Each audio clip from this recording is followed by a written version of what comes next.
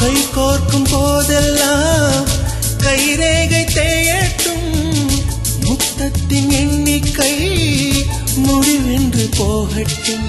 பகலெல்லாம் இரவாகி போனால் என்ன, இரவெல்லாம் விடியாமல் நீண்டால் என்ன, நம் உயிர் ரெண்டும் உடல் ஒன்றில் வாழ்ந்தால் என்ன, தவமின்றி கிடைத்த வரமே